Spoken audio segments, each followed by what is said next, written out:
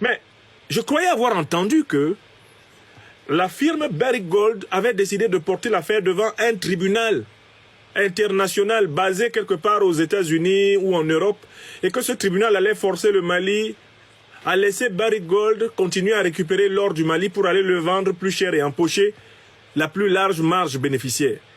Mais dans quel coup Barrick Gold revient-il la queue littéralement entre les fesses, comme chien battu sous la pluie, auprès du gouvernement malien pour dire finalement on veut négocier. Mais pourquoi finalement veulent-ils négocier? Est-ce que vous savez pourquoi ils veulent négocier? Parce qu'ils ont tenté, première raison, ils ont tenté de punir le Mali sur le plan international. Mais la diplomatie économique et la diplomatie politique et géostratégique du Mali les a empêchés de pouvoir avoir le bâton avec lequel ils vont frapper le Mali. En effet, ils pensaient qu'ils pouvaient obtenir une décision contraignante qui obligerait l'État malien à leur céder l'exploitation de ces mines d'or, en contrepartie de privations qu'on infligerait aux dirigeants maliens, par exemple sur leurs biens à l'étranger. Mais il y a un vrai problème que Barrick Gold n'a pas réussi à résoudre. Et ce problème vient du sérieux et de la discipline, de l'intégrité des dirigeants maliens, du régime du président Assimi Goïta. Le chantage des multinationales étrangères contre les dirigeants africains est d'autant plus facilité que ceux-ci volent l'argent africain pour aller le cacher dans les banques occidentales. Le problème donc de Barrick Gold, c'est que quand ils sont allés fouiller, pour savoir où est-ce qu'ils peuvent arracher au président Assimi Goïta une propriété de 250 millions de dollars, ils n'ont pas trouvé.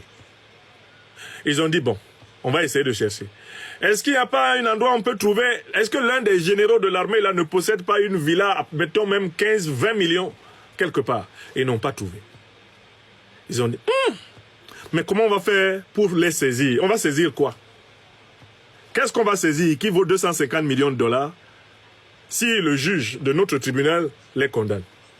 Comme ils n'ont pas trouvé, parce que les dirigeants maliens n'entassent pas l'argent du Mali à l'étranger, dans leur compte bancaire à eux.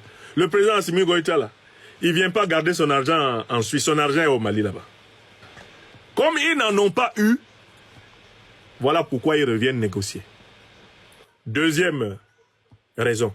Mais à peine ont-ils commencé à dire qu'ils ne font plus de production, le Mali a reçu sur sa table mais des dizaines de propositions de compagnies qui ne demandent qu'à remplacer Barrick Gold en acceptant le pourcentage que le Mali exige. Donc Barrick Gold revient là, mais avec des prétentions à la baisse. Parce que le gouvernement malien lui a dit, on revoit entièrement les accords. Notre pourcentage, il passe de temps à temps. Vos taxes que vous n'avez pas payées depuis telle période, vous faites le rappel. Et puis, dans ces conditions-là, on avance. Si vous ne respectez pas ces conditions, vous partez. On nationalise complètement l'usine et nous exploitons l'usine avec d'autres partenaires qui respectent nos conditions.